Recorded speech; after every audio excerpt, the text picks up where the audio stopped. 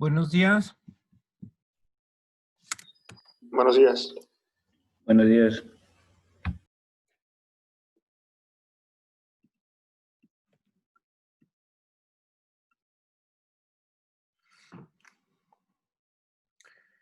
Bueno, empezamos con algunos comentarios que ustedes tengan.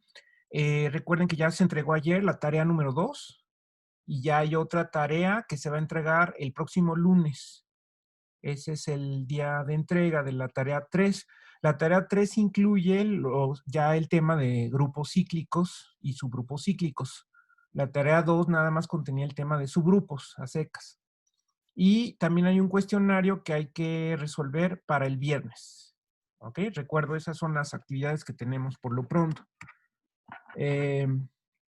Estamos viendo el tema de grupos cíclicos y subgrupos cíclicos. De hecho, lo comenzamos la última clase que tuvimos la semana pasada. Y ahorita voy a hacer un repaso de este concepto. Entonces, bueno, no sé si ustedes tengan alguna pregunta o sobre la marcha, pues ya me dirán ustedes. Todo el mundo está viendo la pizarra, ¿verdad? Profesor. Bueno, entonces,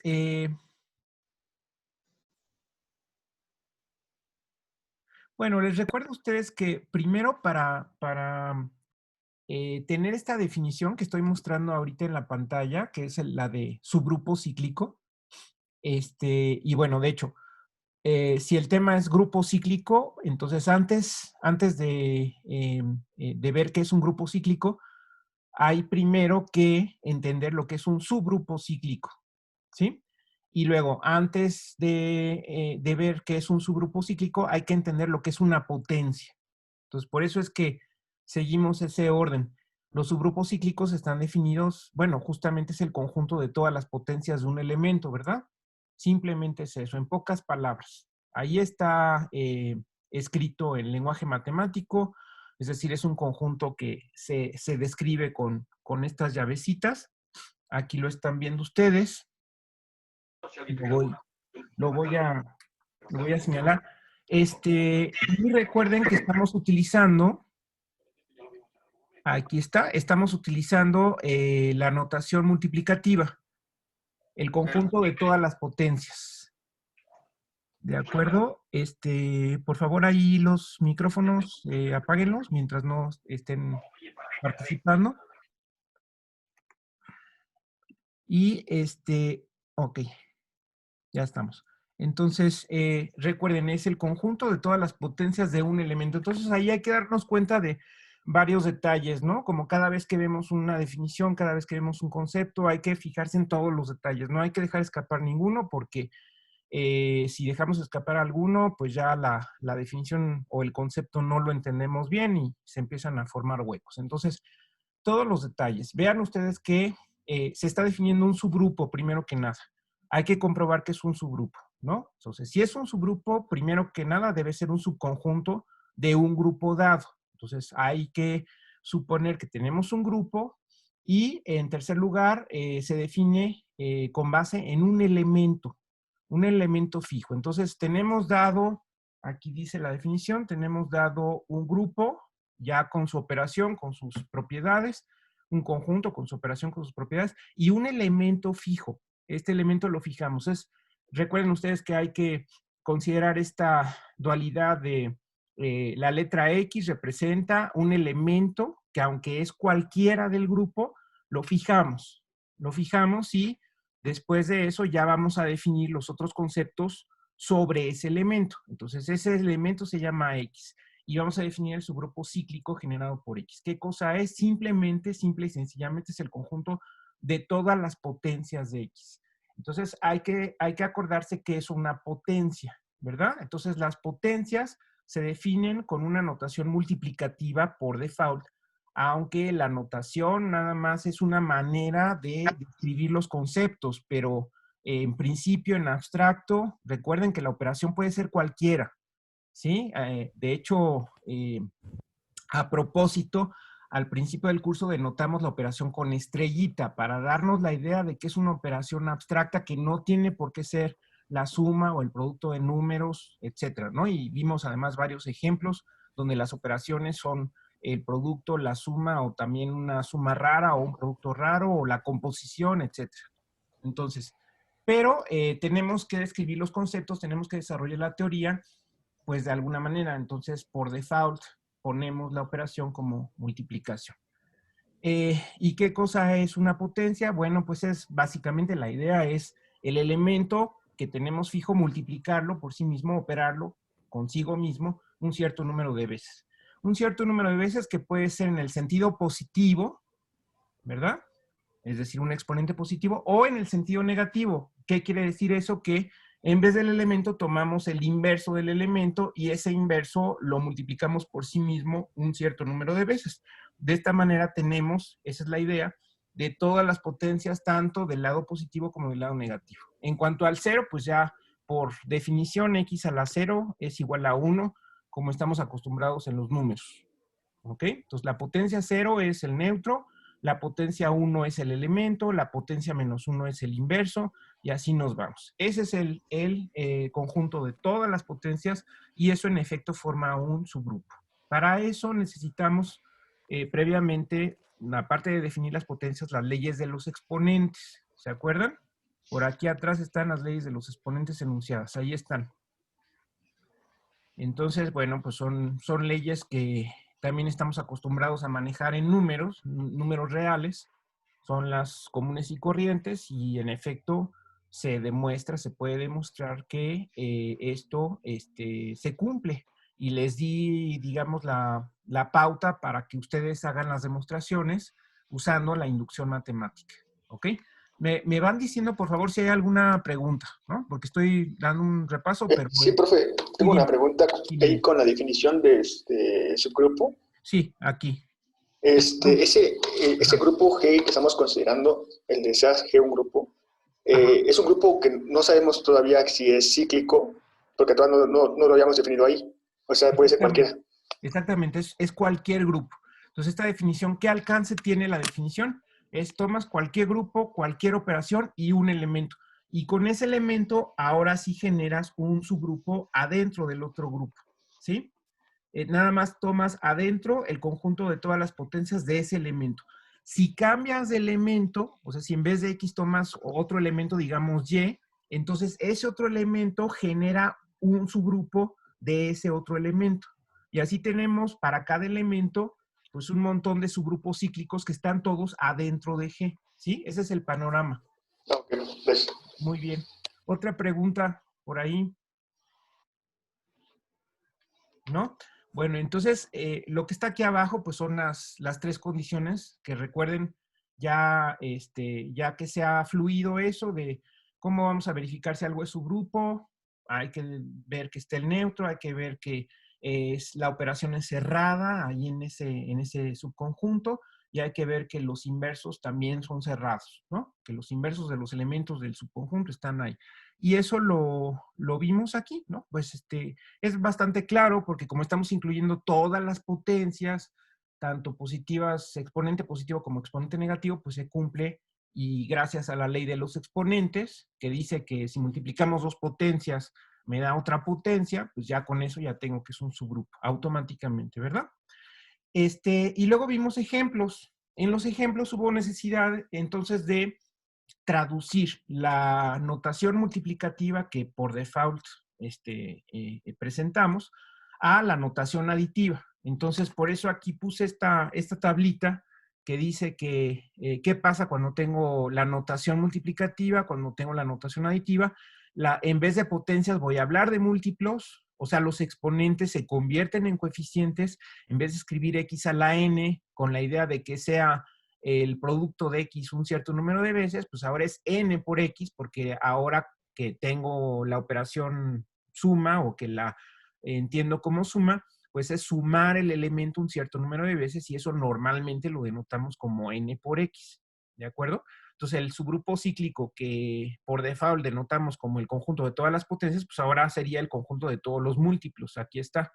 Igual, por ejemplo, las leyes de los exponentes se traducirían en esta que tengo acá. En vez de poner la potencia x a la n, tengo múltiplo n por x, en vez de x a la m tengo m por x, en vez del producto tengo la suma, y lo único que dice pues, es que si yo sumo dos múltiplos, pues tengo otro múltiplo, ¿verdad? Entonces, eso nada más lo aclaro para cuando ustedes aterrizan en algún ejemplo donde la operación es la suma, que no vayan a tratar de adaptar la notación multiplicativa de la presentación abstracta a ese ejemplo.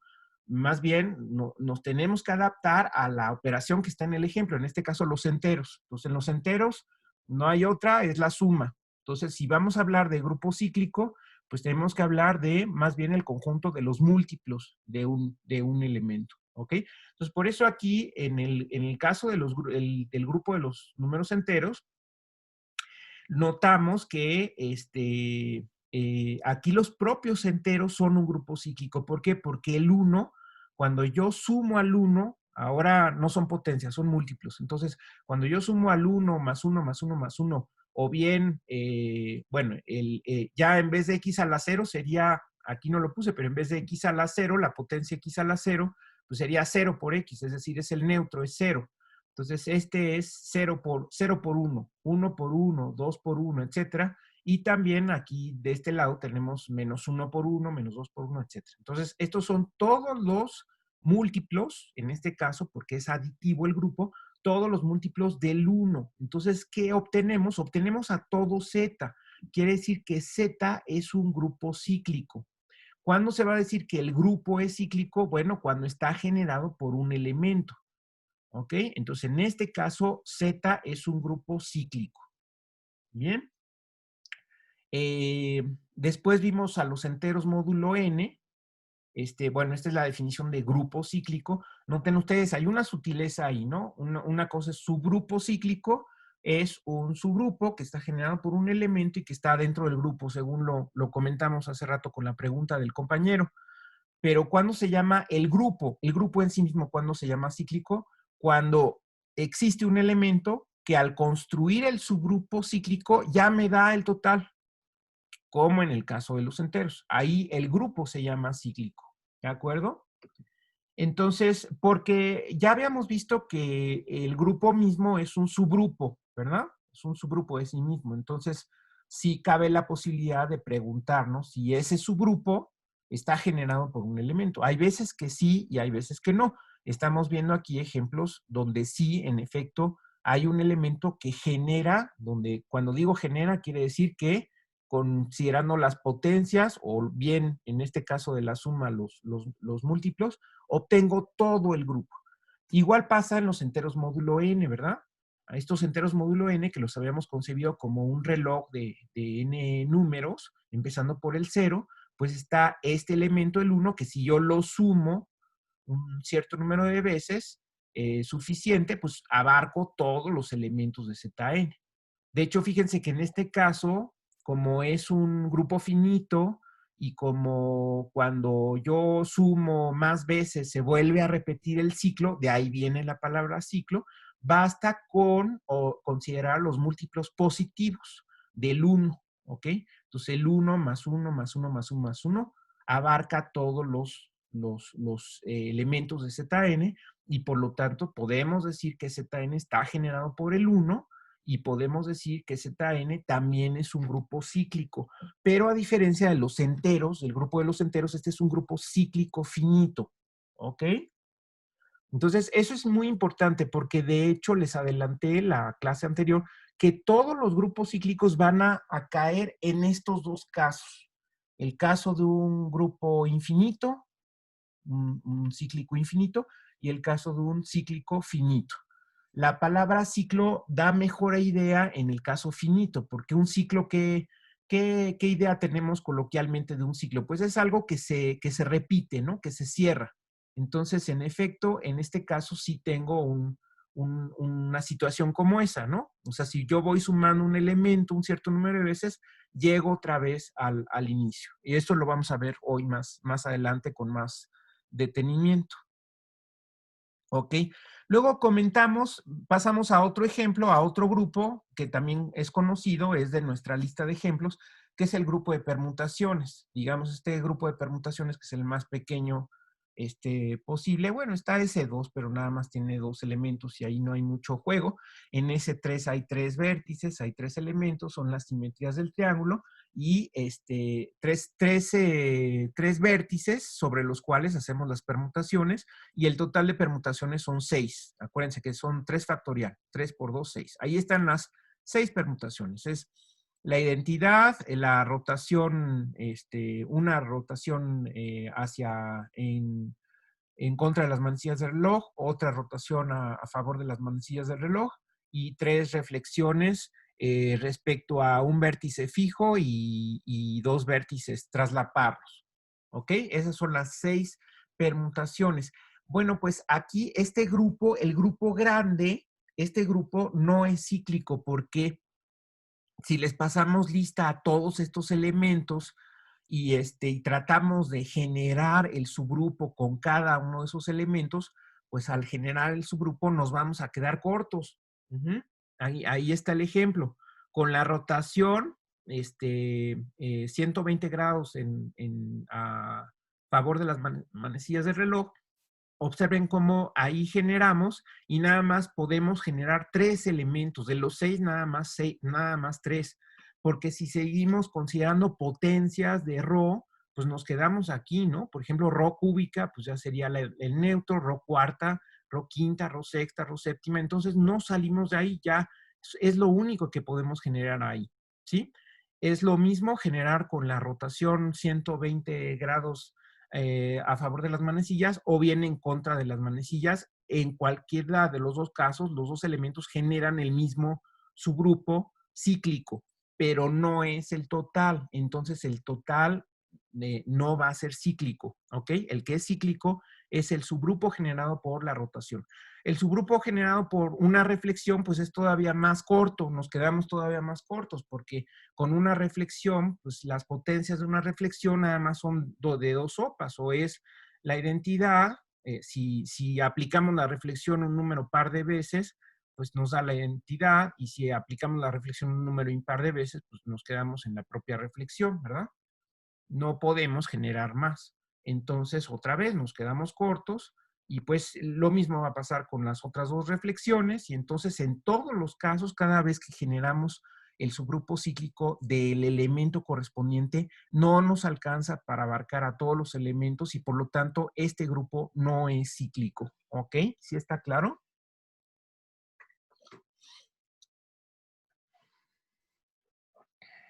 Ahí está, ¿verdad? El grupo S3 no es cíclico. Observamos que un grupo cíclico puede tener varios generadores. Ahí está el caso, cuando generamos el mismo subgrupo cíclico, tanto con Rho como con Rho cuadrada. Entonces, no tiene por qué ser único, ¿verdad? El generador. De hecho, en la tarea hay por ahí un ejercicio, o si mal no recuerdo, de que ustedes describan los generadores de ZN. ¿Cuáles son los generadores? O sea, en ZN, que es el ejemplo anterior, pues ya vimos que está generado por el 1, pero la pregunta de la tarea es ¿qué otros números podrían generar? Ahí les aconsejo que vean primero ejemplos sencillos, por ejemplo Z4. En Z4 con el 1 generamos, pero con el 2 no. En Z4 con el 2, pues si van a 2 más 2, ya les da 0. Entonces el generado por el 2 nada más es el 0 y el 2 no abarcan todos.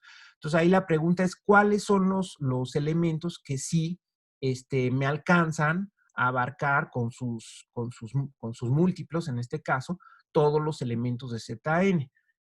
La pregunta está hecha en general para cualquier n, pero como siempre, cuando se hace una pregunta en general, esto ya lo he comentado con algunos de ustedes, hay que mantener la variable n, digamos, y hay que argumentar en general. Claro que para eso, para tener ideas, ustedes pueden revisar primero ejemplos cortitos y luego ya argumentarlo en general.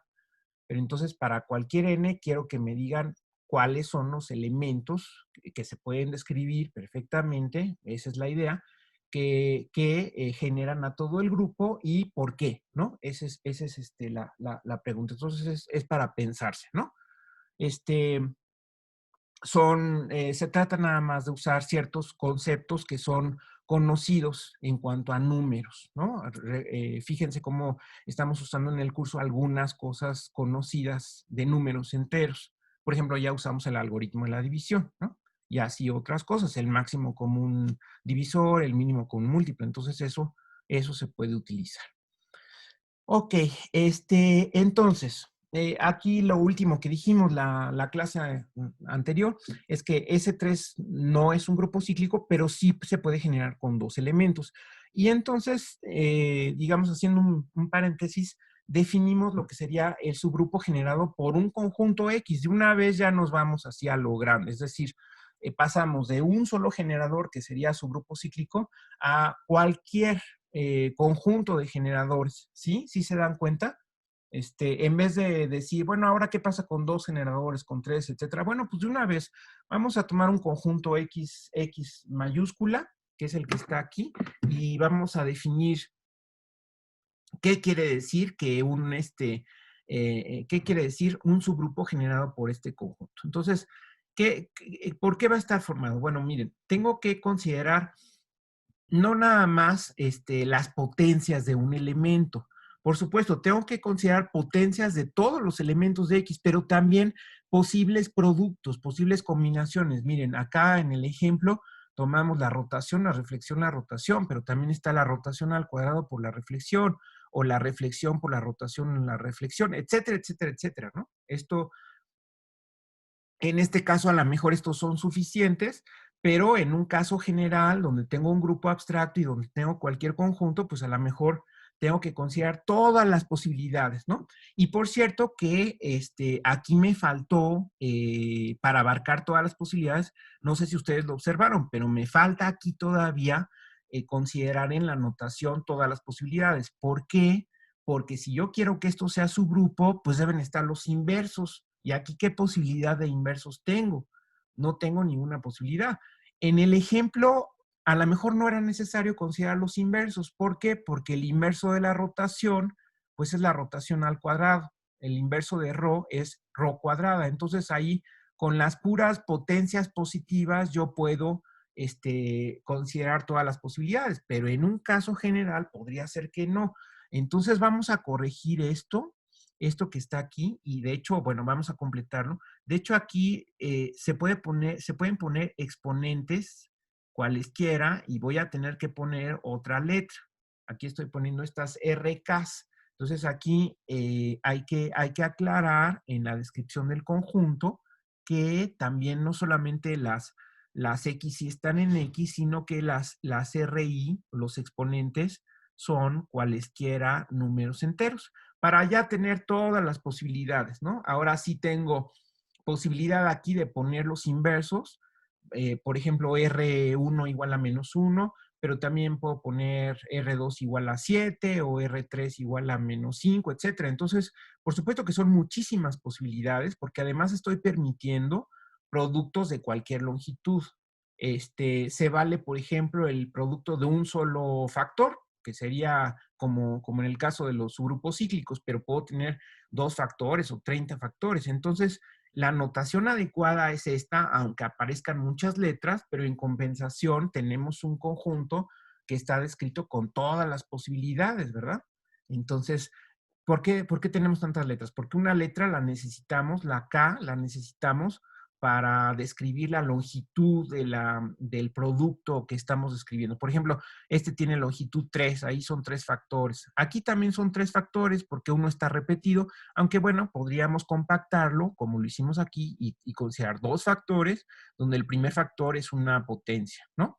Aquí 2 factores, donde el segundo factor es una potencia. Bueno, pues aquí vamos a considerar cualquier número de factores, un número finito de factores, K mayor que 0, de 1 en adelante. Luego, las bases, digamos, los factores que están aquí, ¿qué son? Son potencias de elementos de X. Eso sí, si está generado por el conjunto X, pues entonces no se nos permite salirnos de X. Son elementos de X. Y finalmente, pues hay otra letra o otra lista de letras, porque además no tienen necesariamente que ser iguales los exponentes, para indicar de qué exponente se trata. Pues son exponentes enteros. Ahí es muy importante, como les dije, que no me falte la posibilidad de poner aquí los inversos. Por eso aquí los exponentes pueden ser negativos, ¿ok? Entonces, esa sería la descripción. Esto no lo vamos a usar tanto, nada más lo menciono de pasada. En realidad nos vamos a concentrar más en los subgrupos cíclicos, pero pues aquí vale la pena hacer este comentario, ¿no? Y de hecho, en la tarea 3, una de las preguntas es demostrar que esto que ustedes están viendo en la pantalla en efecto es un subgrupo, ¿ok? Es bastante sencillo, nada más es un ejercicio de escritura. Ustedes tienen que acostumbrarse a escribir los elementos de este conjunto, pues así como está ahí, así como lo ven de elaborado, pero pues es necesario. Por ejemplo, si ustedes van a considerar dos elementos arbitrarios, digamos una A y una B en este conjunto, pues entonces lo que van a tener que hacer es escribir la A así, y la B no la escriben igual, sino la B usan otras letras. Digamos que la B la escriben como Y1, Y2, etcétera, hasta YL, y luego los exponentes como S1, S2, etcétera. O sea, usan otras letras para que en efecto sean dos elementos arbitrarios. ¿Sí está claro? Nada más hay que tener cuidado con considerar las posibilidades que un elemento de ese conjunto esté representando todas las posibilidades para que no haya fallas en la argumentación. Siempre que ustedes hagan una argumentación general, hay que utilizar la notación adecuada para que sea, en efecto, para que represente todas las posibilidades de la situación. ¿Ok? ¿Sí está claro? ¿Sí? ¿Preguntas hasta aquí sobre esto? Esto pues nada más es el repaso y esta corrección que les hice aquí de los exponentes, porque si no, no hubieran podido demostrar, por ejemplo, que tiene inversos, que los inversos de los elementos que están ahí también están ahí. No lo hubieran podido demostrar si nos hubiéramos quedado con la notación de la vez anterior. ¿Ok? No sé si tienen algún comentario.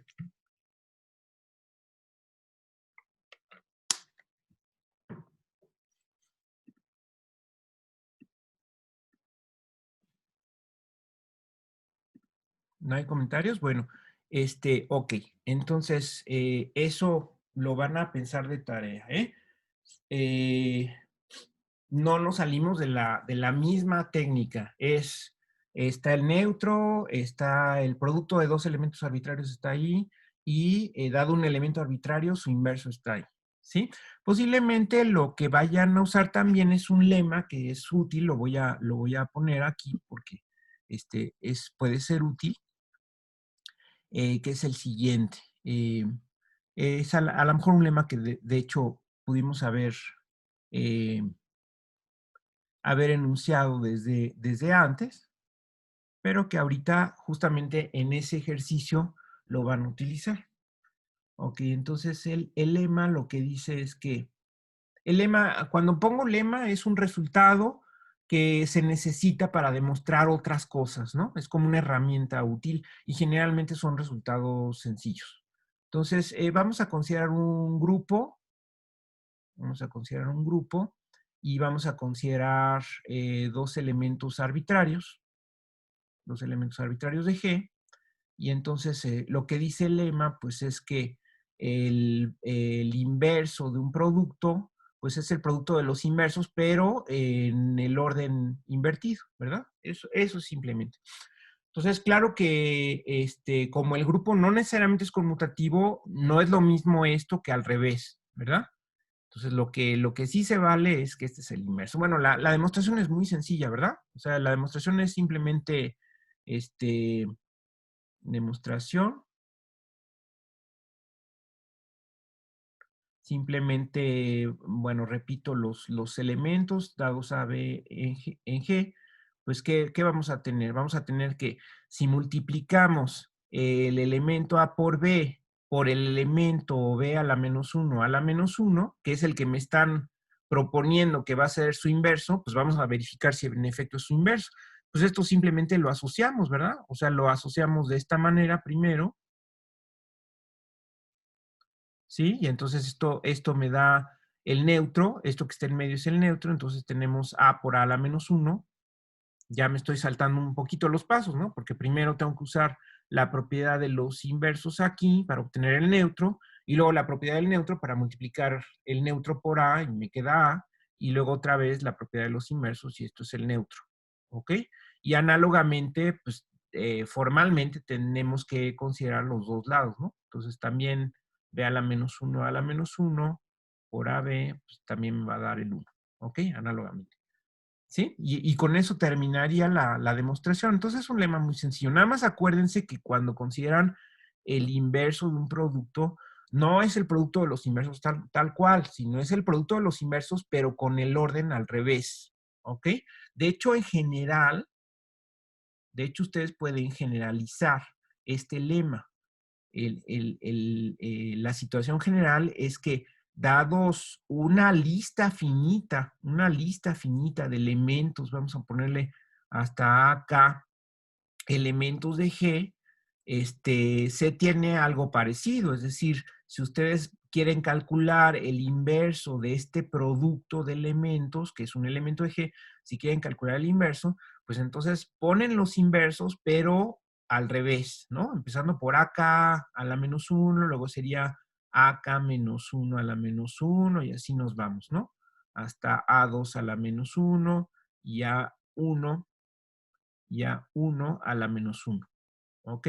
Esa sería la generalización del lema. Si ustedes quieren demostrar esto muy formalmente, pues entonces hacen inducción sobre K. ¿De acuerdo? Hacen inducción sobre K y utilizan el lema anterior, si se quieren ver muy formales.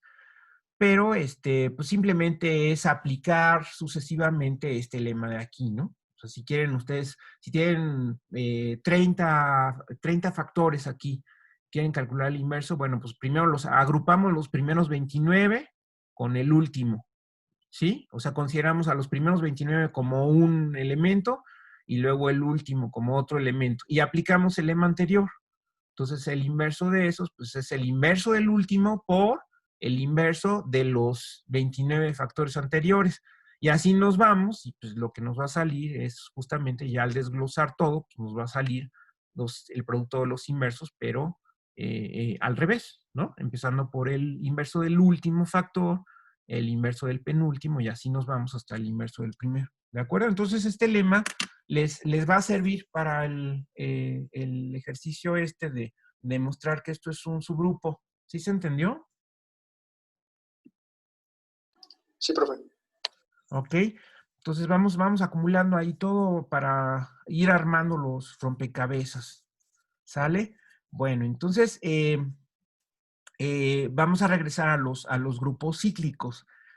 Fíjense, ya que estamos aquí demostrando en el nivel abstracto, en el nivel platónico, vamos a demostrar una serie de proposiciones que nos van a dar información sobre los grupos cíclicos. Entonces vamos a empezar con la proposición 1, donde consideramos siempre un grupo. Por default vamos a considerar la notación multiplicativa y vamos a considerar un elemento del grupo. Entonces, lo que hay que demostrar es que el generado por X va a ser la intersección, fíjense en la notación, ahorita la explico, ¿no? La intersección de los subgrupos de G con la propiedad de que el elemento está en H. ¿De acuerdo? A ver, fíjense bien en esa notación. Fíjense, aquí estoy usando intersección arbitraria, ¿sí? Cuando aplico la intersección, a ver, aquí voy a abrir una nota, ¿no? Entonces aquí está, a ver, voy a abrir la nota. O sea, tenemos la intersección de dos conjuntos, ¿no? Ya saben ustedes que son los elementos que están simultáneamente en A y en B. Esa es la intersección de dos conjuntos. Pero también está la intersección de una familia de conjuntos. De hecho, eso apareció en la tarea anterior. Digamos, si les pongo alfa, A alfa, donde alfa está en un conjunto de índices, ¿sí? En un conjunto de índices. Bueno, pues entonces esto sería el conjunto de los elementos. Aquí estoy pensando que estoy en un universo, digamos, como G, no lo voy a poner, nada más son el conjunto de los elementos que están en todos los A alfas. Esto tiene que ser para todo alfa en I, ¿de acuerdo? Esa es la diferencia con intersección de dos conjuntos. Esto pensando que estamos adentro de un marco, de un universo U. Esto nada más pensando en conjuntos, ¿sí? Es teoría de conjuntos. Entonces, la intersección de dos subconjuntos de un conjunto dado y la intersección de una gran familia que puede ser incluso infinita, porque depende de las etiquetas que le estamos poniendo aquí como nombre a cada subconjunto. Aquí estamos usando la etiqueta alfa y estamos pensando que las etiquetas se mueven a su vez en un conjunto que puede ser infinito. ¿De acuerdo? Entonces, esta notación, pues es un truco también del lenguaje para poder distinguir todos esos subconjuntos y poder hablar de una gran familia de subconjuntos que puede ser una familia infinita. Entonces, ¿qué cosa va a ser la intersección de todos esos? Pues va a ser igual, son los elementos que están en todos. O sea, en vez de decir está en uno y está en el otro, aquí es esta comita es como si dijera y, ¿verdad? Aquí es, en vez de decir está en uno y está en el otro y está en el otro, pues uso el para todo, uso el cuantificador, ¿no? Y aquí es donde utilizo la etiqueta, ¿no? Ahí ese truco de la etiqueta aquí lo uso para decir son los elementos que están en los subconjuntos etiquetados para toda etiqueta, ¿ok? Entonces, a veces no hay que usar las etiquetas porque basta con considerar la intersección de una familia de subconjuntos. Aquí esta es una familia de subconjuntos. Si ustedes quieren denotar nada más la familia de subconjuntos, pues nada más sería, la familia es un conjunto que contiene a todos los subconjuntos y la notación sería algo así. ¿Ok?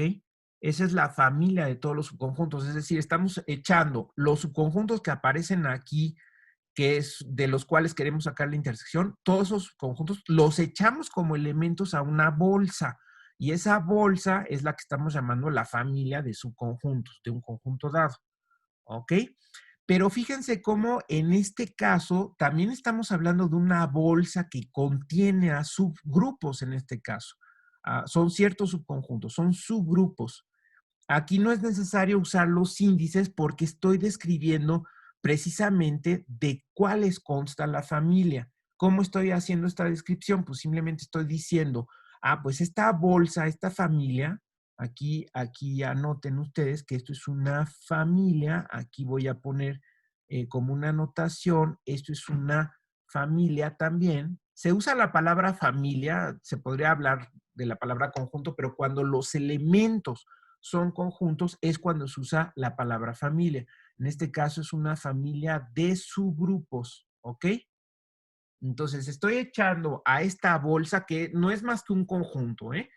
Pero la palabra familia nos ayuda mentalmente a decir, si uso la palabra familia quiere decir que adentro como elementos hay subconjuntos y en este caso más que subconjuntos son subgrupos. Entonces, por eso no necesito aquí el truco de las etiquetas. El truco de las etiquetas se utiliza pues cuando sobre todo tengo una familia arbitraria que no abstracta, de la cual no sé más que es una familia. Pero en este caso sí puedo describir las características de la familia. Primera, que consta de subgrupos y segundo requisito, que tienen que tener como elemento al conjunto X. ¿De acuerdo? Entonces vamos a completar esto con un dibujo. Vamos a pensar que está aquí el grupo. Lo voy a poner como un cuadrado, un rectángulo. Aquí, bueno, me faltó cerrar esto un poquito. Vamos a pensar que este es el grupo G, ¿sí? Y luego tengo el elemento. Vamos a poner el elemento en otro color. Ahí está. Este es el elemento. Este es el elemento X. ¿Sale? Y vamos a considerar todos los subgrupos. Vamos a dibujarlos con verde. todos los subgrupos, o sea, este es un subgrupo que tiene a X como elemento, pero luego considero otro subgrupo que tiene a X como elemento, y a otro subgrupo que tiene a X como elemento, y así me voy, ¿sí? Recuerden que esto ya lo dibujamos alguna vez en un ejemplo anterior, específicamente en los cuaternios, ¿no? Hicimos el diagrama de Venn de los subgrupos del grupo de los cuaternios, y luego hicimos otro diagrama que se llamaba el diagrama de Hasse. Bueno, aquí estoy usando diagramas de Venn, ¿sí? Entonces, estos son subgrupos que tienen como elemento a X. Pero fíjense, no nada más tomo algunos ejemplos, aquí tomé nada más tres subgrupos que tienen a X, sino voy a considerar a todos. Cuando escribo esto son todos ¿cuáles? Pues son los subgrupos de G que tienen a X como elemento. Y luego los intersecto. Entonces, supongan ustedes, imagínense que ya después me quedó una intersección. Bueno, ya después de hacer muchos pétalos aquí como si fuera una flor, me queda nada más este de aquí. Hagan de cuenta que esta es la intersección, ¿sí? Es uno que podríamos imaginar que es un grupo chiquito que está así muy apretado con el elemento X, pero que de hecho va a ser el más pequeño de todos los subgrupos que tienen a X. Bueno, pues ese va a resultar ser este que está aquí, va a ser justamente el subgrupo cíclico generado por X, ¿sí? El que está aquí. El que está aquí, que resulta de intersectar todos los subgrupos que tienen a X. Bueno, esa es la proposición 1 que vamos a demostrar. Entonces, como siempre, es primero entender lo que dice la proposición. Para entender esta proposición, pues tuvimos que explicar varias cosas y tuvimos que hacer un dibujo. Luego hay que demostrarla, hay que entender la demostración, cada paso de la demostración, y finalmente, pues quedarnos con la información y poderla aplicar posteriormente. ¿Ok? Entonces, hasta aquí queda entendido qué cosa dice la proposición para todos.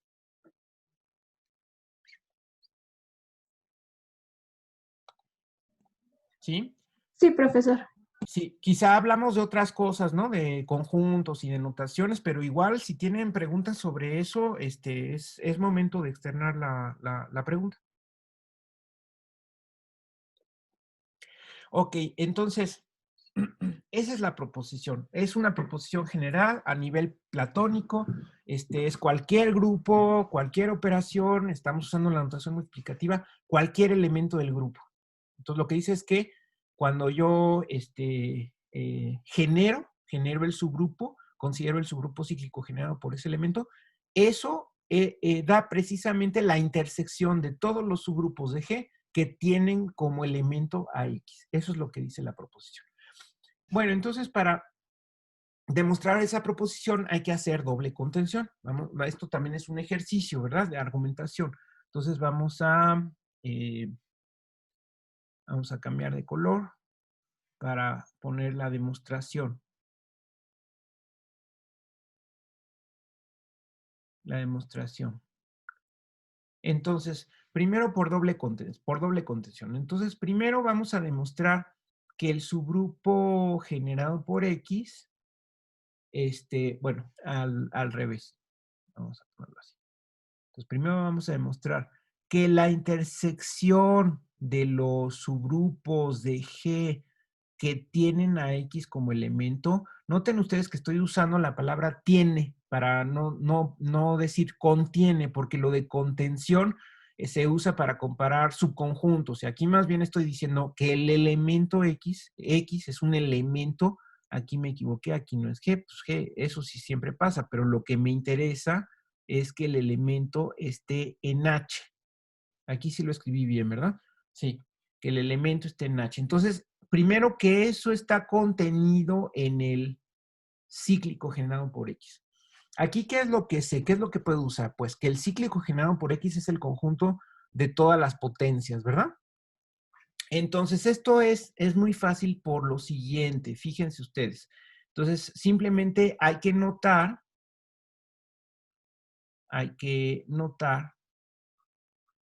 que, bueno, primero, que este es un subgrupo de G, ¿verdad? Pues eso ya lo tenemos, ya es información que podemos usar. Ya demostramos que el conjunto de todas las potencias es un subgrupo de G. Eso ya está palomeado, ¿verdad? O sea, esto ya está, ¿sí? Y también podemos utilizar, segundo, que X como elemento, X es un elemento de este conjunto que ya describimos. Pues sí, porque X es una potencia de X, pues es X a la 1, ¿no? Entonces, como es X a la 1, pues es una potencia de X, y la información es que este conjunto es el conjunto de todas las potencias, pues entonces el elemento está ahí, ¿verdad? ¿Sí me siguen? Ahí está el elemento. ¿Ok? Entonces, fíjense, si cumple que es un subgrupo y cumple que tiene a X como elemento, ya cumplió las dos características de los que estoy echando en esta bolsa, ¿sí? Pero la intersección, pues es casi por definición, la intersección de dos subconjuntos está contenido en cada uno. La intersección de una familia arbitraria de subconjuntos, por supuesto que está contenido en cada uno de la familia. Entonces, si esto demuestra que esta X está en la familia, a ver si quieren lo podemos nada más aquí escribir. Entonces, por tanto, este subgrupo está en la familia. ¿Sí? ¿En cuál familia? En esta que estoy señalando. Es decir, por lo tanto, pues la intersección, bueno, ahí ya podemos palomear, podemos decir que esta parte ya está hecha, ¿no? Esta parte de aquí está hecha. Bueno, a ver si quieren lo escribimos. Por lo tanto, la intersección de toda la familia, la intersección de los subgrupos que están en la familia, pues está contenido en uno que está en la familia, ¿ok? Y con eso ya termino la primera contención. Aquí, ¿qué estoy usando? Estoy usando que ustedes cada vez que consideren la intersección de una familia de subconjuntos, eso ya se puede utilizar, que esa intersección está contenida en cada uno de los subconjuntos de la familia, ¿ok? ¿Sí está claro? Digo, eso ya lo pueden utilizar, pero pues claro que es casi obvio, ¿verdad? Porque ¿de qué constan los elementos aquí? Son los elementos que están en todos, ¿verdad? Pues en particular están en este, ¿por qué? Porque este está en la familia. Y aquí por definición, la definición que pusimos aquí, ¿no? Son los elementos que están en todos, ¿no? Ahí está, están en todos los subconjuntos de la familia. Pues en particular está en uno específico de la familia. ¿Cuál es uno específico de la familia? Pues el subgrupo cíclico. ¿Por qué? Porque es el conjunto de todas las potencias. ¿Sale? Entonces, esa es la primera parte de la demostración. ¿Se entiende? ¿Preguntas? ¿No hay preguntas? ¿Seguros? ¿Ninguna pregunta? ¿Se entiende? Es importante que también pongan atención en los pasos de la argumentación, porque luego las tareas pues, son demostrar cosas, ¿no? Entonces, que se entienda hasta qué punto argumento, cómo lo escribo, en fin, ¿no? Ese tipo de cosas también hay que atender. Segunda parte de la demostración. A ver, la segunda parte es la otra contención, ¿no? Esta es un poquito más larga. La segunda parte es que el cíclico generado por X está contenido en la intersección de todos los subgrupos que tienen a X como elemento. ¿Sí? Recuerden, eso es lo que quiero demostrar, ¿no? Es como aquí, esto es lo que quiero demostrar y acá, esto es lo que quiero demostrar. ¿Sí? Eso es lo que vamos a demostrar, es la afirmación, ¿verdad? Entonces, ¿cómo voy a demostrar eso? Entonces, fíjense, que esté contenido en la intersección, basta con demostrar, o sea, aquí vamos a escribirlo, entonces basta con demostrar que para todo subgrupo que tenga a X como elemento,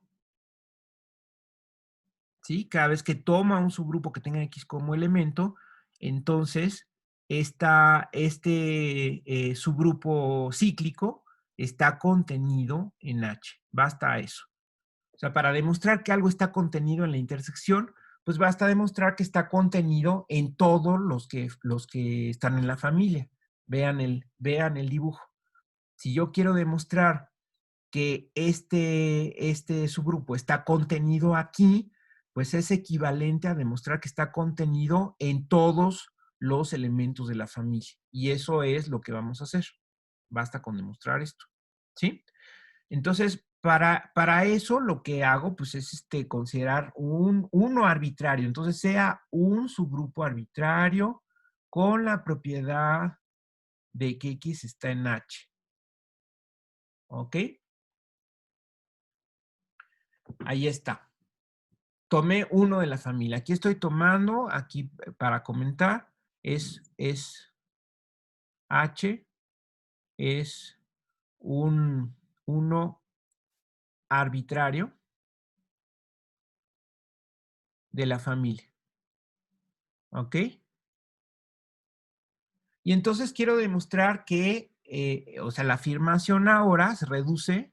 Aquí pueden poner, cada vez que ustedes se detengan en una argumentación, pueden ustedes detenerse y pueden decir, lo que quiero demostrar es esto, mi afirmación es esto, y ponerlo entre comillas o señalarlo. Entonces aquí la afirmación es que el subgrupo cíclico está contenido en H. Acuérdense que eso es lo que basta demostrar, que el subgrupo cíclico, ahí está, basta demostrar que el subgrupo cíclico está contenido en cualquiera de la familia. Ahí tomé uno cualquiera de la familia, basta demostrar esto. Ok, entonces me centro en eso. Entonces, ¿qué es lo que tengo que hacer? Pues tengo que tomar una potencia arbitraria, ¿sí? Aquí, si quieren, el comentario pues, sería demostrar que todas las potencias de X, del elemento X, hay que demostrar que todas esas potencias están en H, ¿sí? Y eso pues lo pueden hacer formalmente por inducción. Cada vez que nosotros de hecho afirmemos algo sobre las potencias de un elemento, como la definición de potencia está hecha de manera recursiva, pues entonces eso me dice que cada vez que yo quiera demostrar algo sobre las potencias, lo voy a hacer por inducción, ¿sí? Entonces, primero que nada, la base de la inducción, vamos a poner aquí, observemos que, bueno, pueden empezar desde el cero, de hecho, bueno, podemos decir que X a la cero, que es el neutro, pues está en H, porque H es un subgrupo, ¿no? H es un subgrupo de G, entonces tiene que estar el neutro. También podrían decir X a la 1, que es igual a X, está en H, porque por hipótesis tenemos que X esté en H. Ahí está, ¿verdad? Tomamos un subgrupo cualquiera que tenga X como elemento. Entonces, la primera potencia está. Entonces, ya se imaginarán que si ahora consideramos la segunda potencia, la tercera potencia, pues es nada más multiplicar por elementos por el mismo elemento X, y entonces vamos a seguir obteniendo potencias que están en H, ¿no? Pero, digamos, para hacerlo más formalmente, supongamos que X a la K está en H con K mayor que 0, y entonces pues lo que va a suceder es que X a la K más 1, que es lo mismo que X a la K por X, pues también va a estar en H, perdón, sí, aquí en H, ¿verdad? Porque H es un subgrupo nuevamente, es un subgrupo de G, y entonces como X a la K está en H, X está en H. ¿Por qué X está en H? Por hipótesis, aquí está X en H. Entonces el producto de estos dos es esta potencia, entonces toda esta potencia también está en H, ¿no? Entonces aquí podemos concluimos que X a la N está en H para toda N mayor o igual que 0, y ya nada más me falta para los negativos, ¿no? Pero acuérdense, aquí siempre podemos decir si N es igual a menos K, N es igual a menos K con una K mayor que 0, es decir, si la N es negativa, si la n es negativa, si n es igual a menos k con k mayor que 0, entonces, ¿qué va a pasar cuando considere x a la n? Pues x a la n es x a la menos k, que es lo mismo que x a la menos 1 a la k, por una ley de los exponentes, y x a la menos 1 está en H. ¿Por qué x a la menos 1 está en H? Pues porque x está en H y H es un subgrupo, ¿no? Y entonces esto también está en H. ¿Ok? Lo pueden poner así o lo pueden poner de hecho al revés si quieren, para evitar más problemas. Esto se puede poner al revés. Acuérdense que esto ya lo demostramos. Pueden poner aquí x a la k y luego poner el menos 1 acá. Entonces ya nada más pueden argumentar, bueno, ya x a la k es una potencia positiva, ya vimos que todas las potencias positivas están en H y luego el inverso de ese elemento que está en H, pues también está en H, ¿no?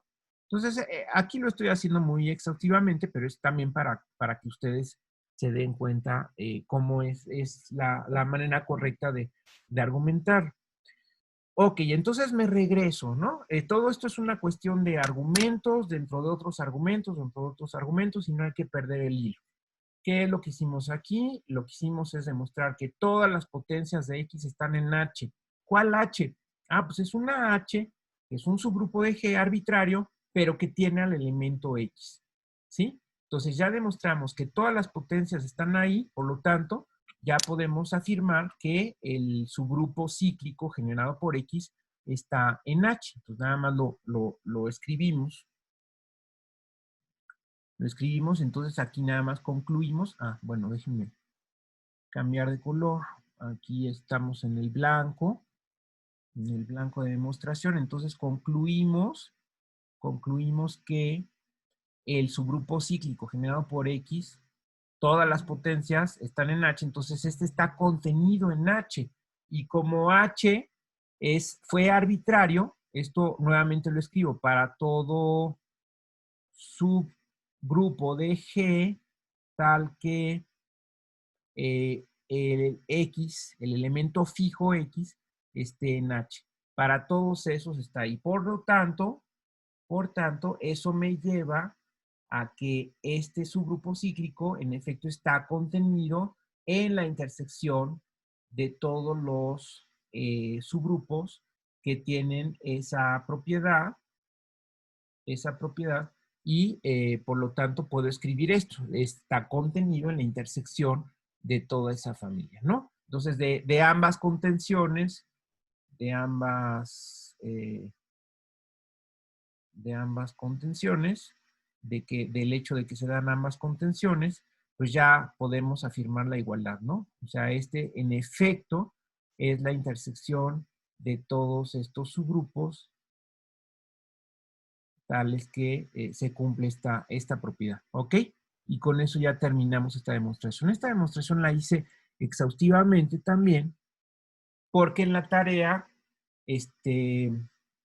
me parece también con el subgrupo generado por un conjunto X mayúscula, también tienen que hacer lo mismo. Entonces nada más tienen que trasladar esta demostración al caso cuando generen con más elementos. Eso aparece en la siguiente tarea. ¿Ok? Entonces nuevamente es un ejercicio de demostración, pero esa es exactamente la misma situación de que tienen que demostrar ahora, no para un elemento, sino para un subconjunto. A ver, voy a, a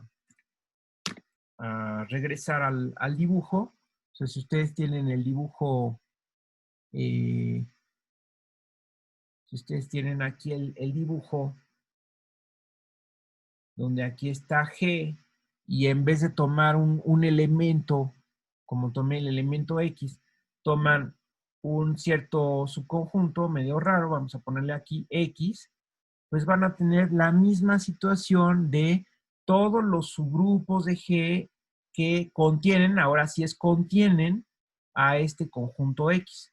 Todos los que contienen al conjunto X. Y entonces van a obtener uno que es la intersección, que es el que está aquí más apretado, y es justamente el generado, o sea, generado por el subconjunto X. Y lo que demostrarían es que es la intersección de los subgrupos, pero ahora en vez de poner elemento, ahora contiene X mayúscula, está contenido en H. ¿Sí? Eso es análogo, ese es el ejercicio de la tarea. Nada más aquí, análogamente, se puede demostrar. Esto es si X mayúscula no es un elemento, sino es un subconjunto del grupo G, ¿no? Y se demuestra lo que está aquí abajo, ¿ok? Y esto es parte de la tarea, ¿ok? ¿De acuerdo? Entonces, bueno, esa es la primera proposición. ¿Sí quedó claro? Sí. Bien, alguna pregunta que tengan? Hoy vamos a ver este tipo de proposiciones generales, sobre, algunas son más fáciles que otras, algunas son más cortas que otras. Esta es la primera proposición. Y la otra también está en la tarea, que también ya les había hablado. Esta no la voy a hacer, porque de hecho ya les había comentado. Esta sería la proposición 2. La proposición 2 es, bueno, la voy a enunciar así con palabras y diría que todo subgrupo de un grupo cíclico también es un grupo cíclico. ¿Ok? Ese es el enunciado dicho con palabras, que también es conveniente a veces enunciar los teoremas, más que con notación matemática, enunciarla con palabras, porque así directamente nos da la idea de qué es lo que dice la proposición, pues de manera más directa, ¿no? Entonces, todo subgrupo de un grupo cíclico también es un grupo cíclico. ¿Ok? ¿Qué tendríamos que hacer aquí? Nada más comento otra forma de decir esto, o sea, esta proposición, lo que dice es decir, si G es cíclico y H es un subgrupo de G, entonces H es cíclico. ¿Ok?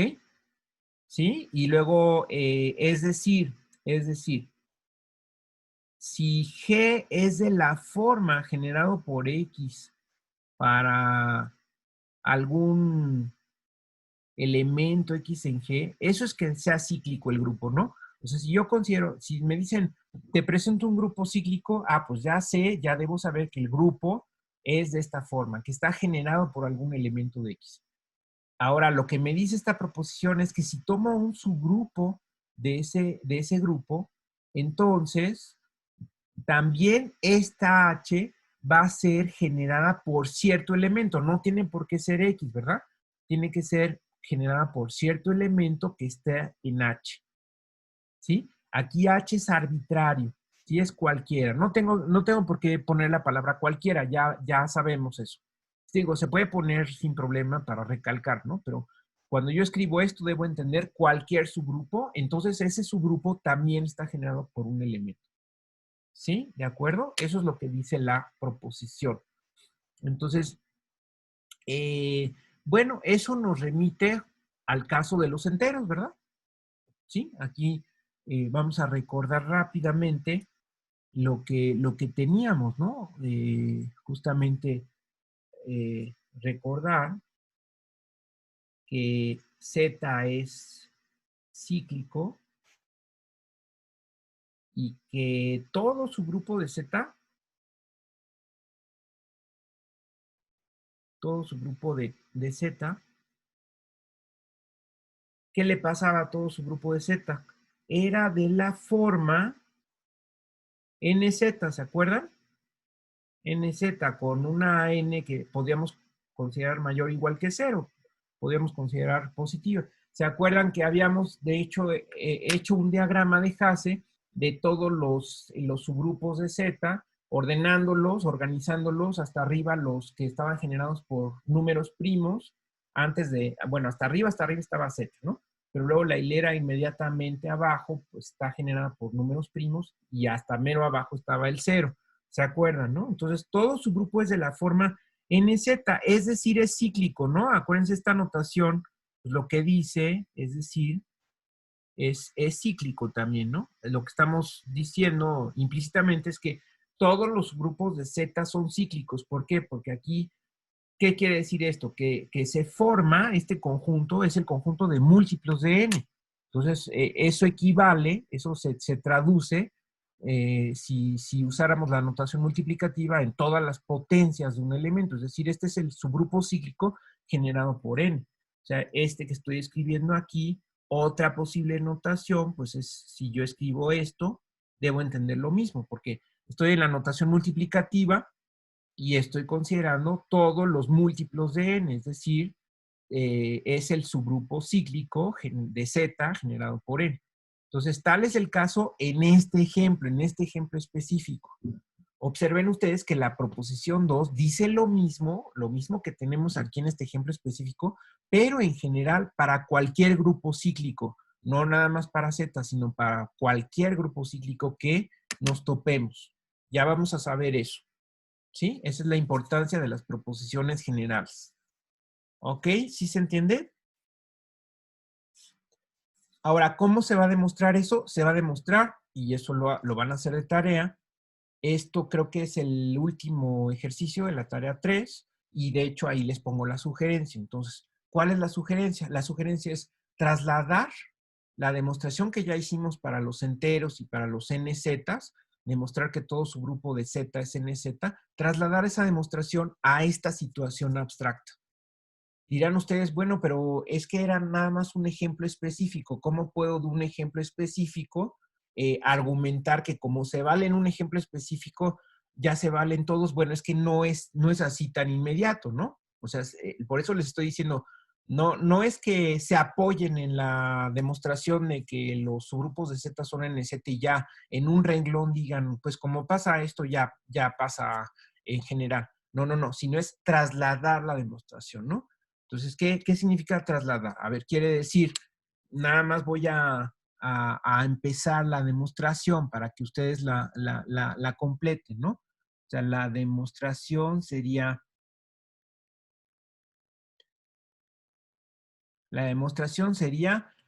primero vamos a considerar un grupo cíclico, ¿sí? Aquí incluso, si yo escribo esto, ya no tendría que poner la palabra cíclico, porque ya está aquí implícito, ¿no? Pero bueno, si quieren, podrían recalcar que es cíclico, ¿sí? Y vamos a considerar un subgrupo cualquiera de G.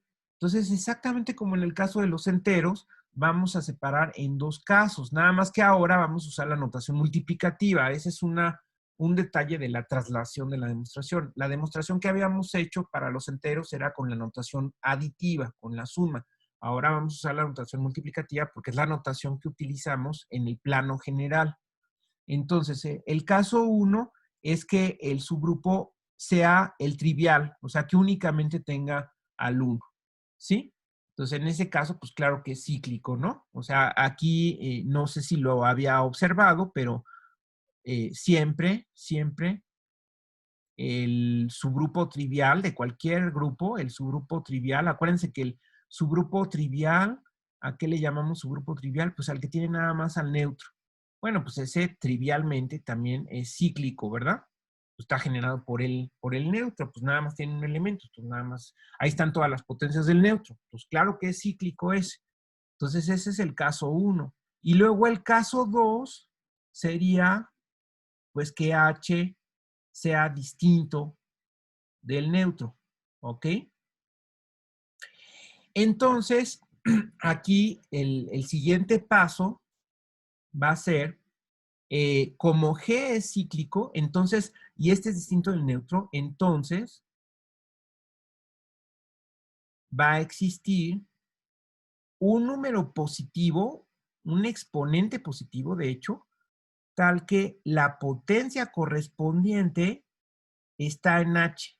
Fíjense que es muy parecido al caso de los enteros, nada más que aquí con la notación adecuada. Como este es distinto del neutro, ¿qué quiere decir? Que hay un elemento distinto del neutro. Si H es distinto del trivial, quiere decir que hay otro elemento en H que no es el neutro. Pero ¿cómo son los elementos de H? Bueno, pues es que H está metido en G, H está contenido en G, y G es cíclico generado por X. Entonces, ¿cómo son los elementos de H? H consta de potencias de X, ¿sí? Aquí comentario. H consta de algunas, ¿no? No todas, porque si fueran todas, sería el propio G. De algunas potencias. De algunas potencias de X, ¿sí?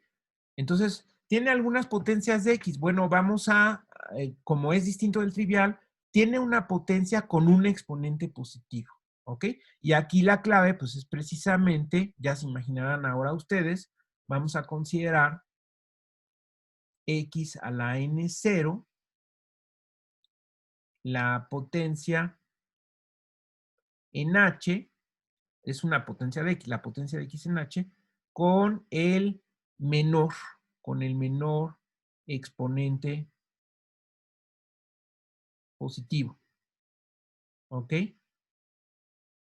Tiene que tener un exponente positivo porque es un subgrupo y es distinto del trivial, entonces tiene alguna potencia con un exponente distinto de 0, pero si es exponente negativo, pues el inverso de esa potencia tiene exponente positivo y entonces hay un subconjunto de naturales, que son los exponentes de las potencias que están en H, exponentes positivos, que por el principio del buen orden tiene un menor.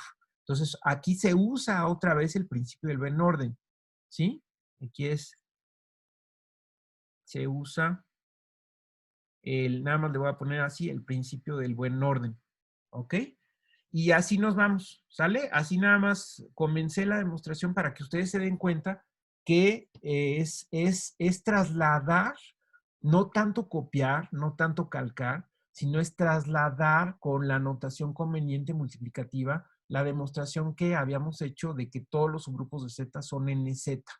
¿De acuerdo? Entonces, claro, lo que van aquí a demostrar es que esta potencia va a generar H, ¿no? O sea, aquí la afirmación, si la afirmación que van a demostrar es que H está generado por esta potencia justamente, ¿sí?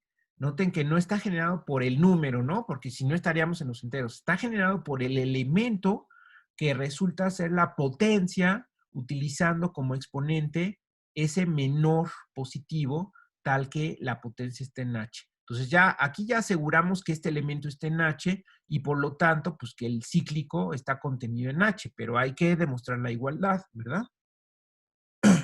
Entonces, pues también van a usar en algún momento el algoritmo de la división. ¿Ok? Eso es la tarea, el último ejercicio de la tarea, que es probablemente el más difícil o el más elaborado. No es tanto que sea difícil, sino es elaborado porque hay que tomar en cuenta varios detalles.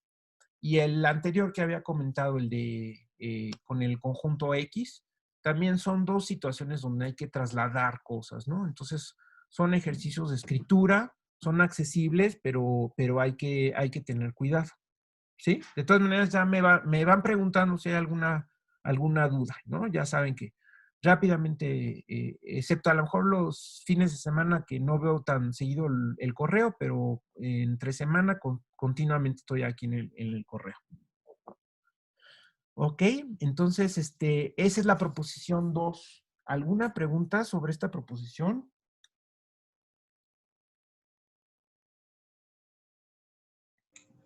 Profe, de Dime. hecho, esa pregunta estaba, bueno, a mí me parecía en la tarea 2, en la última. La pregunta, ¿cuál? Esta de aquí. Ah, Ah, sí, de sí, sí. esta proposición. Esta proposición que acabo de comentar, ¿verdad? Ajá. Sí, Y de hecho, ajá. la tarea 3 no me aparece en Virtuami, bueno, el PDF. La pregunta 3, La tarea 3, la tarea 3. la tarea 3, es raro. ¿A todos los demás, alguien ya vio la tarea 3? No, de hecho, yo tampoco la pude descargar. Ok, entonces hay un problema ahí de que no se ve la tarea. Muy bien, entonces lo voy a arreglar ahorita en cuanto termine la clase, lo voy a modificar. Y sí, entonces este problema ya estaba en la tarea 2. Es más, creo que ya se los había comentado. Y entonces, no sé si lo hicieron así o si alguien lo hizo de manera distinta. Sí, ya les había comentado que siguieran la demostración de los enteros. Esto es justamente lo que había que hacer, ¿no? ¿De acuerdo? Lo siguiente, pues, era demostrar por doble contención esta igualdad que acabo de escribir. Como les digo, una contención es muy clara y la otra contención se hace usando el algoritmo de la división. ¿Ok? Entonces, ya sobre las tareas que entregaron, que sí, eso sí ya vi hoy en la mañana que ya estaban ahí las tareas, en efecto enviadas. Entonces, ahorita lo que tengo que verificar es que se pueda ver la tarea, no sé por qué razón no se puede ver. Ok, entonces eso era de la tarea 2. Y esa es la proposición que ahorita estamos numerando como proposición 2. La proposición 3, de hecho, es muy sencilla. A ver, vamos a la proposición 3.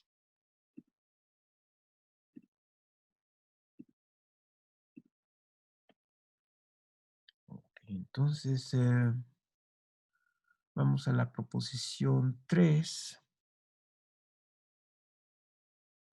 La proposición 3, muy sencilla, porque lo que dice es que todo grupo cíclico, vamos también a enunciarla con palabras, todo grupo cíclico es abeliano. ¿Ok? Entonces, si se dan cuenta, estas proposiciones hablan de características, propiedades que tienen los grupos cíclicos. Entonces, todo grupo cíclico es abeliano, pues, ¿qué tendríamos que hacer ahí? A ver, ¿cómo argumentaríamos la demostración? ¿Cómo sería? Siempre que tengo que demostrar una cosa general, entonces, pues, voy a empezar con un grupo cíclico. Si tengo que demostrar algo sobre cualquier grupo cíclico, entonces primero presento al grupo cíclico. Para presentar al grupo cíclico basta con esto. Entonces, aquí puedo recalcar esto, sea un grupo cíclico cualquiera, ¿sí? Y implícitamente, ya al escribir esto, ya por supuesto que X está en G, X pertenece a G. Entonces, lo puedo escribir así. Entonces, ahora quiero demostrar que este grupo es abeliano, entonces tengo que considerar dos elementos de G. Puedo ya directamente pensar que los elementos de G, ¿qué son los elementos de G? Pues son potencias, porque G es el subgrupo cíclico generado por X. Entonces son potencias. Entonces ya de entrada puedo considerar dos potencias, X a la N y X a la M, en G, arbitrarias, ¿sí? Puedo avisar que N y M son enteros. Ahí es importante que sean arbitrarias, por lo tanto los exponentes no tienen por qué estar restringidos, son cualesquiera enteros.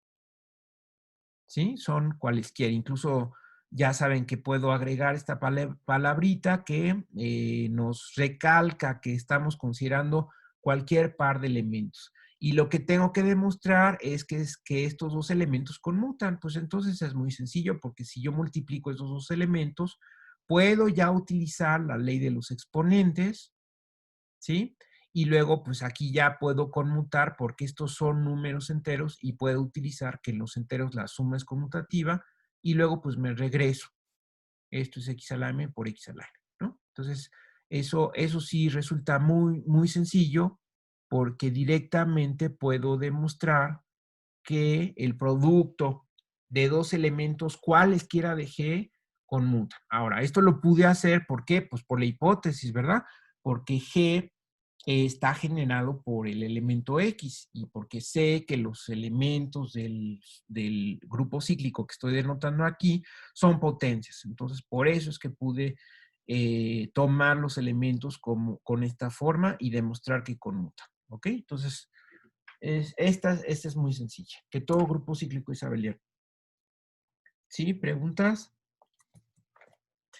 Bueno, y ahora sí ya vamos a comentar esta cuestión, eh, que les había dicho que los grupos cíclicos, qué forma tienen o qué característica tienen en general. Pues unos se van a parecer a Z y otros se van a parecer a ZN. Pero antes vamos a introducir esta nomenclatura, esta manera de llamar las cosas, que es una definición. Voy a poner una definición aquí. Definición.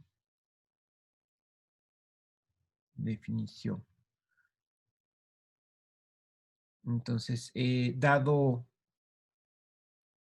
un grupo G cualquiera, el orden, así le vamos a poner, el orden de G es simplemente la cardinalidad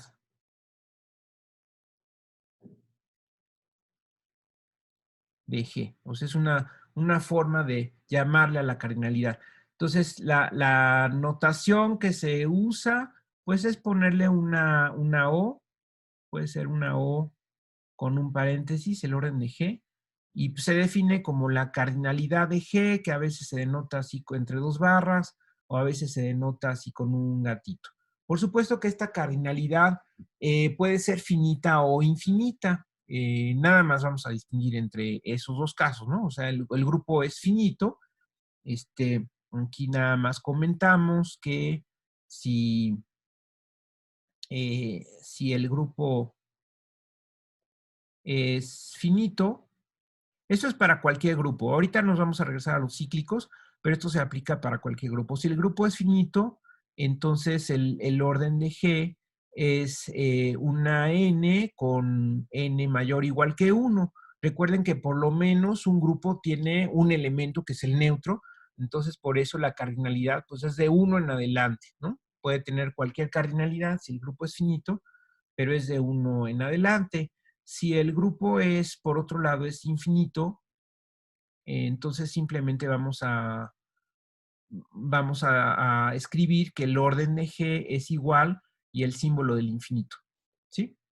Nada más tenemos esas dos situaciones. Entonces, por supuesto, esta definición la estamos dando para cualquier grupo, ¿no? Entonces, por eso podemos pensar en que el orden, en los ejemplos que ya tenemos, podemos pensar en ciertos ejemplos. El orden de Z es infinito, el orden de Zn es n, el orden de S3 es 6, el orden de los cuaternios es 8, etcétera, ¿no? Esos son algunos ejemplos. Entonces, esto se aplica a cualquier grupo. Nada más es, si quieren ustedes, cambiar la palabra cardinalidad, que se aplica a un conjunto. Cuando es un grupo se usa la palabra orden. ¿Ok? Ahora, en particular, tenemos la situación de un grupo cíclico. Entonces, si tenemos un grupo cíclico, pues en particular podemos decir el orden de un grupo cíclico. Pero en ese caso también la notación conveniente es que, bueno, podemos definir aquí, podemos extender la definición anterior y decir que dado un grupo G, y un elemento arbitrario de G, el orden, ahora vamos a hablar del orden del elemento X, es el orden del subgrupo cíclico generado por X. Una vez que ya les dije lo que era el orden de un grupo, entonces pues ahora podemos hablar del orden de un elemento. Entonces aquí estamos hablando de el orden, o sea, la palabra orden, el concepto orden, pero de un elemento. Entonces, la misma palabra orden se puede aplicar a un grupo, simplemente es la cardinalidad, o a un elemento. ¿Y el orden de un elemento quién es? Ah, pues es el orden del subgrupo cíclico generado por el elemento. ¿De acuerdo? Por ejemplo, a ver, ejemplo. En S3 el orden de la identidad, bueno, siempre es 1. De hecho, esto siempre pasa, ¿no? El orden del neutro, pues es 1 siempre, ¿sí? ¿Por qué? Porque el cíclico generado por el neutro, pues es el trivial. Entonces tiene un elemento. Nada más, ¿qué es lo que hacemos? Para calcular el orden de un elemento, ¿qué hacemos? Pues primero construimos el subgrupo cíclico, el de todas las potencias del elemento, y luego contamos los elementos. Y luego el orden de una rotación, pues era 3, ¿verdad? Y el orden de una reflexión era 2, ¿se acuerdan? Justamente en el ejemplo teníamos el orden de Rho, es esta rotación de 120 grados en S3, que es el grupo de simetrías del triángulo equilátero. Tenía 3 elementos y el orden de la reflexión es 2. Entonces, cada elemento tiene un orden que podría ser infinito, ¿no? O sea, por ejemplo, en Z, si n es cualquier elemento en Z, el orden de n es igual a 1 si n es igual a 0, porque el neutro siempre tiene orden 1, o infinito si n es distinto de 0. ¿Sí? Aquí todos los elementos distintos de 0 tienen orden infinito. ¿Sale? Por ejemplo, en Z4, el orden del 1 es 4, pero el orden del 2 es 2, ¿no? Porque en Z4, acuérdense, es 2 más 2 es 0 en Z4. ¿Ok? Entonces, cuando generamos el subgrupo cíclico, en este caso son múltiplos de 2, pues nada más me aparece el 0 y el 2. Entonces, nada más son 2 elementos. En cambio, en el caso del 1, aparece el 1, aparecen todos, ¿no? El 1, el 2, el 3 y el 0. Entonces, son 4 elementos. Entonces, eso es muy sencillo. Es simplemente contar los elementos del grupo cíclico generado por X. ¿Ok? Ese es el orden de X. Entonces, vamos entendiendo. Y ya nada más para terminar esta clase, entonces vamos a demostrar esta proposición, que sería la proposición 4, que me dice en qué caso el grupo cíclico va a ser finito. Ok, entonces ya nada más para terminar, vamos a enunciar la proposición, que es la proposición, no sabemos qué era la proposición 3, entonces esta sería la proposición 4. Entonces, proposición 4, proposición 4. Entonces, vamos a considerar G un grupo cíclico. Puedo aquí redundar, ¿no? Ya por la notación ya sabemos que es cíclico, pero vamos a poner de todas maneras. Sea G un grupo cíclico. Entonces, G es finito. Sí y solo sí, o sea, precisamente en el caso de que existe una n mayor que 0, o sea, una n natural, con la propiedad de que x a la n es el neutro. ¿Ok? Estamos entonces en el caso justamente de Zn. Claro que en Zn hay que hacer la traslación de notación multiplicativa a notación aditiva. Pero si ustedes piensan en el 1 más 1 más 1 más 1 más 1 y me regreso al neutro. Entonces, si yo en general tengo un grupo cíclico donde el generador, acuérdense que así se llama el elemento que genera con todas las potencias, el generador tiene una potencia que da el neutro, ya con eso el grupo se hace finito. ¿Ok? Y en la otra situación sería lo contrario. Si no hay ninguna potencia más que, por supuesto ya sé que x a la 0 es 1, pero esa no me interesa. Me interesa que haya otra potencia con exponente distinto de 0. Si hay otra potencia con exponente distinto de 0, que me dé el neutro, el grupo se hace finito automáticamente. Si no, entonces ninguna potencia me da el neutro. O sea, no regreso otra vez al neutro. Por eso, en realidad, la idea de cíclico se da en este caso. En este caso estoy regresando al neutro. Si quieren, ustedes aquí hacemos el comentario de que alguna potencia, por supuesto, hablando de potencias positivas, ¿no? Alguna potencia regresa, aquí vamos a poner regresa para dar la idea de cíclico al neutro. ¿Ok? Bueno, a ver, entonces, ¿cómo se hace esa demostración? Vamos a hacerla por doble implicación. ¿Ok? ¿Vamos bien? ¿Alguna pregunta sobre el enunciado de la proposición primero que nada?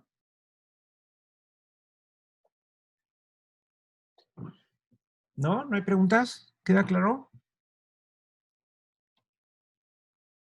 Vamos a hacer la demostración con doble implicación. Primero, la implicación de aquí para acá. Entonces, ¿qué quiere decir eso? Que vamos a supongamos, que G es finito. ¿Sí? Ahora, G, ¿qué cosa es? G es el conjunto de todas las potencias, ¿no? Les recuerdo que una manera de escribir esto es poner pues, las potencias x a la menos 2, x a la menos 1, x, el neutro, perdón, aquí al revés, ¿verdad? X a la menos 1, aquí el neutro, que sería x a la 0, lo voy a poner así, x a la 0, que es 1, x a la 1, x cuadrada, etc. ¿Sí? Entonces, fíjense cómo en principio estoy aquí enumerando todas las posibles potencias, que son una infinidad, pero por otro lado me dicen que el grupo es finito, ¿sí? Entonces, eso no es que sea una contradicción, ¿no? O bien la contradicción se salva.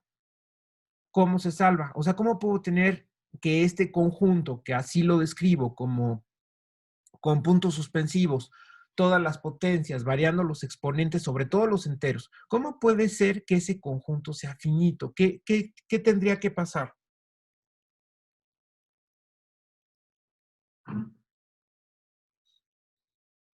Digan ustedes, ¿qué tendría que pasar para que este conjunto que estoy describiendo de esta manera sea finito?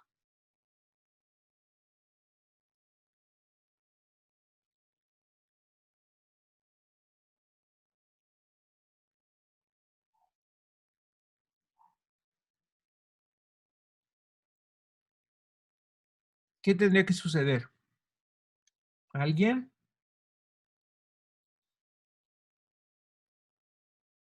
¿Sí están por ahí?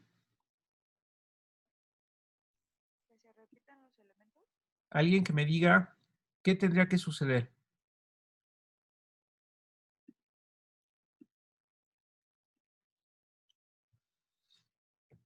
¿Cómo salvo esa aparente paradoja, esa aparente contradicción?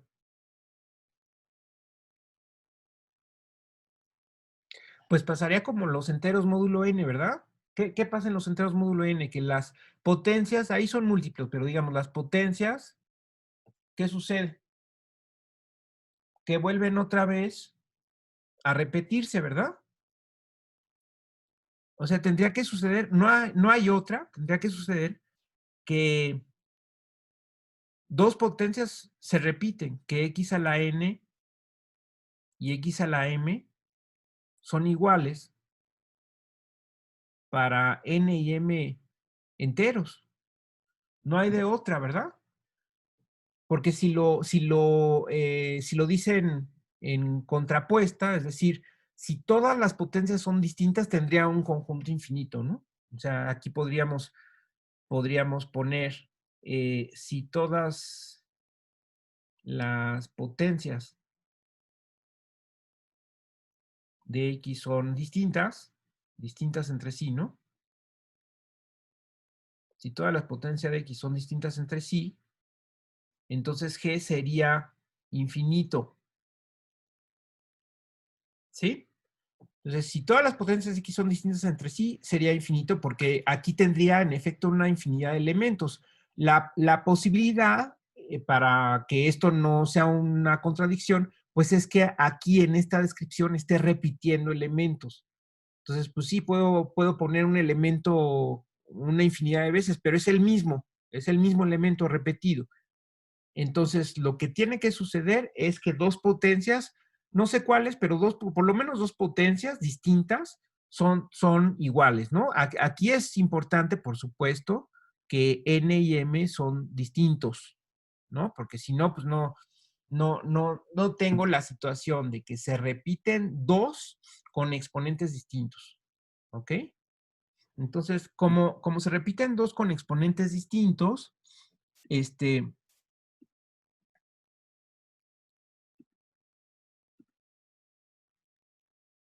se repiten dos con exponentes distintos, entonces decía yo que x a la n es igual a x a la m, digamos que n es mayor que m, si son distintos uno de ellos es mayor, y entonces podemos multiplicar a ambos lados por x a la menos m, ¿no? Podemos multiplicar por x a la menos m de este lado y de este lado, y por la ley de los exponentes, pues esto me queda x a la 0, me queda 1, ¿no? Y de este lado, por la ley de los exponentes, también puedo decir que es x a la n menos m. Y esto es igual a 1, donde n menos m es un número positivo. ¿Por qué? Porque n es mayor que m, ¿no? Digamos, si n es 7 y m es 3, entonces x a la 7 menos 3 sería x a la cuarta sería 1. Y entonces ahí ya encontré, en efecto, el número positivo que necesito, ¿verdad? Porque, ¿qué me decía la proposición? Me decía, es finito, y aquí es doble implicación, pero aquí solamente estamos primero demostrando la primera implicación. Es finito, sí, solo sí. Sí, solo sí. Existe un entero positivo, tal que x a la n es igual a 1. Y vean lo que ya encontramos aquí, el entero positivo, tal que x a ese exponente es igual a 1, bajo la hipótesis de que el grupo es finito. ¿Sí se entiende esta primera implicación?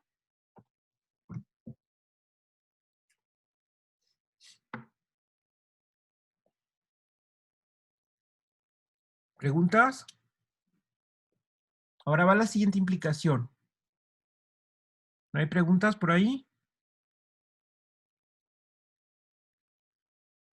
¿Queda claro? A mí solamente no me quedó claro la última parte. La última parte. A ver, primero, está claro el argumento de que como se repiten, aquí ya tengo la expresión que me dice que dos potencias son iguales, pero lo importante es que los exponentes son distintos, ¿cierto? ¿Hasta ahí vamos bien? Las Sí, potencias son iguales, pero los exponentes son distintos. Ahora, como son distintos, yo puedo pensar que uno es mayor que el otro, no importa cuál. Por eso aquí dije, digamos que n es mayor que m. Uno de los dos es mayor que el otro, ¿sí? Entonces, de esta igualdad que ya tengo, lo que hago simplemente es multiplicar a ambos lados por el inverso de esta potencia, que es lo mismo que x a la menos m, ¿no? Acuérdense que puedo usar ya la ley de los exponentes. Ya puedo decir que el inverso de este, pues es x a la menos m, es lo mismo que x a la m a la menos 1. Entonces multiplico a ambos lados, eso se vale, ¿verdad? Porque si tengo esta igualdad, pues quiere decir que este elemento multiplicado por este va a ser igual al otro elemento multiplicado por el mismo. Pero del lado derecho me va a quedar la identidad, ¿verdad? Me va a quedar el neutro, porque x a la m lo estoy multiplicando por su inverso, me da el neutro. Y de este lado, por la ley de los exponentes, esto es x a la n menos m. Ahora, la ventaja es que n menos m es un entero positivo. ¿Por qué? Porque estoy restándole al más grande, le estoy restando el más pequeño y ya me queda un número positivo. Entonces ya llegué a donde quería, ¿verdad? Acuérdate que decía la proposición que partiendo de que es finito, había que demostrar que existe la existencia de un entero positivo tal que x a la n es igual a 1, ¿sí? Y aquí ya lo encontramos, ¿ok? Este es el positivo que encontramos, ¿de acuerdo? ok, sí, sí queda más claro. Los Gracias. nombres de las letras, acuérdense que pueden poner los que sean, ¿eh? O sea, aquí yo puse n para representar al entero que existe. Pero luego de repente aquí dije, bueno, vamos a llamarle n y m a los exponentes de las potencias. Entonces, claro, con esos exponentes nombrados así, el que existió fue n menos m, ¿no? O sea, que no cause problema que la existencia se llama n en en un sitio y se llama, en este caso es n menos m, ¿eh? No hay problema. O pude haber usado letras distintas, ¿no? Si ustedes escriben su demostración, pueden ustedes escoger las letras que sean, pero lo importante es haber encontrado el exponente positivo tal que quizá ese exponente es igual a 1. ¿Ok? ¿Alguna otra pregunta? ¿No? ¿No hay más dudas hasta aquí? Porque ahora lo que sigue es suponer, ahora supongamos que existe una n mayor que 0, tal que x a la n es igual a 1. Me olvido del papel que jugaba la n. Ahora parto de que existe 1, ¿sí? De que existe 1 tal que x a la n es igual a 1, ¿no? Entonces, la afirmación es que G, es decir, no se nos olvide que G es el cíclico generado por X. La afirmación es que esto nada más va a constar de X a la 0, que es 1, X cuadrada, hasta X a la n menos 1. Esa es la afirmación. O sea, que va a pasar algo parecido a los enteros módulo n. ¿Sí? Porque en el momento en que x a la n es igual a 1, como que ya me regresé y va a resultar que todas las potencias van a estar incluidas aquí. ¿Sí? Eso es lo sorprendente, que entonces en ese caso todas las potencias van a estar ahí. Eso es lo que tenemos que demostrar. ¿De acuerdo? Ahora, por supuesto que en efecto son algunas potencias, ¿no? O sea, tal conjunto, obviamente tal conjunto consta de potencias de X. ¿Sí? Es decir, obviamente este conjunto, a ver si están de acuerdo, está contenido en el subgrupo cíclico generado por X, ¿no? Porque el subgrupo cíclico generado por X consta de todas las potencias. Estas son algunas potencias, evidentemente. Entonces, eso está contenido en esto, pero lo que hay que demostrar, hay que comprobar que son todas las potencias, ¿ok? Entonces, ¿cómo comprobamos eso? Pues vamos a considerar cualquier potencia, una potencia arbitraria. Entonces, vamos a considerar, sea, si quieren le llamamos m, sea x a la m en G, cualquiera. Con m cualquier entero, ¿eh? Puede ser positivo o negativo, ¿sí? Queremos ver que esa está aquí adentro. Entonces usamos otra vez el recurso del algoritmo de la división.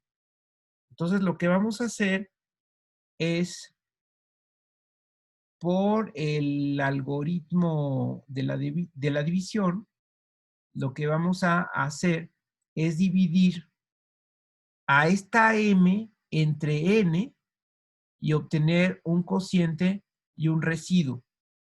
Es decir, la m la puedo escribir como n por q más r, donde el residuo puede ser 0, pero es menor que n, en efecto.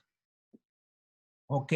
Entonces, fíjense, la afirmación, otra afirmación, es que x a la m, pues va a ser x a la r, ¿verdad? Bueno, y de hecho, ya para qué pongo afirmación, ya directamente se los demuestro, ¿verdad? Porque ¿qué va a pasar con x a la m? O sea, ya mejor de entrada, le pongo entonces, ¿qué va a pasar con x a la m? Pues x a la m va a ser x a la nq más r. Y luego, ¿qué va a pasar con esto? Por ley de los exponentes. Esto es x a la nq por x a la r, ¿verdad? ¿Sí? Y luego, incluso esto, por otra ley de los exponentes, puedo ponerlo así, como x a la n, ¿se acuerdan? A la q por x a la r, ¿verdad? ¿Sí? Pero ¿qué pasaba con x a la n? Por hipótesis, ¿qué pasa con x a la n? X a la n es 1. De aquí partimos, ¿no? Dijimos, supongamos que x a la n es igual a 1 para cierta n. Entonces, esto yo lo puedo escribir como 1 y 1 por 1 por 1. 1 a la q, pues es 1. Por x a la r, es decir, me queda x a la r. La potencia arbitraria del grupo cíclico, a fin de cuentas, es x a la r, donde la r, recordemos, está entre 0 y n.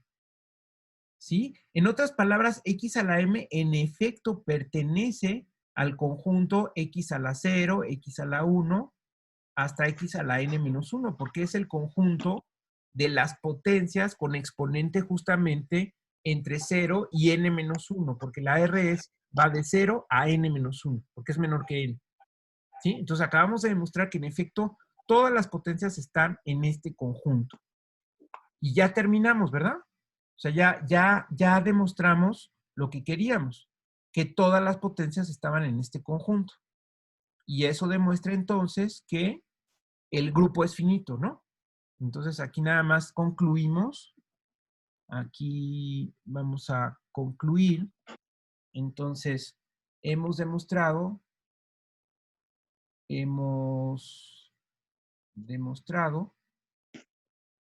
que todos los elementos de G están justamente en este conjunto.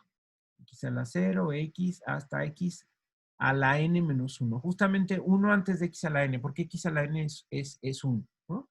Entonces, por lo tanto, es decir, G es finito. ¿Sí? ¿Y cuántos elementos tendría G? Bueno, ahí ya acabamos, ¿no? ¿Cuántos elementos tendría G? A ver, díganme a alguien.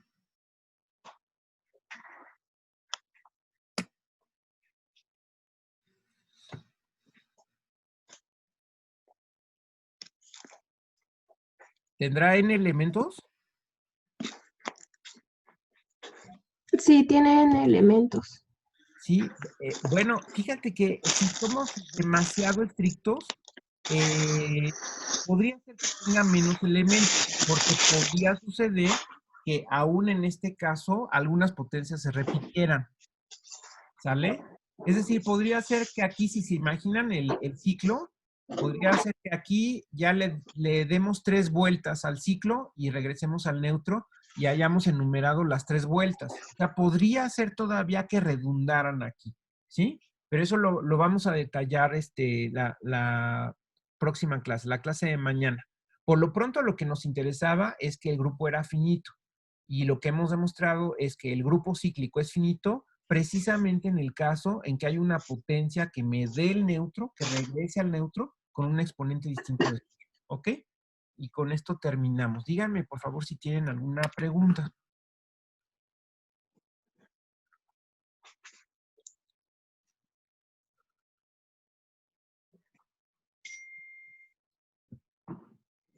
¿No hay preguntas? Profe, yo tengo una pregunta con respecto a la primer tarea. A ver, dime. Bueno, en el primer ejercicio nos pedía demostrar que L sub n de R y SLN Ajá, no eran grupos abelianos. exacto, sí. ¿Bastaba mostrar con un contraejemplo Sí, o...? sí, de hecho hay que demostrarlo con un contraejemplo. Nada más que el contraejemplo tiene que ser de tamaño n, ¿sí? Ok. Tiene que ser de tamaño n. Algunas personas empezaron por construir contraejemplos de tamaño 2 por 2. Entonces, si ustedes presentan un contraejemplo con matrices de 2 por 2, nada más estarían demostrando que SL2 o GL2 no son abelianos, pero hay que hacerlo en general. Entonces, lo único que pasa es que hay que poner puntos suspensivos y describir la matriz con unos y ceros, muy sencillo, ¿no? Para que no se compliquen la vida, pongan un ejemplo sencillo, pero que sí se vea que la matriz es de n por n, ¿no? Entonces ahí tienes que poner puntos suspensivos para indicar que es de n por n. ¿De acuerdo? Sí, profe, gracias. Muy bien. ¿Otra pregunta? ¿Otra duda?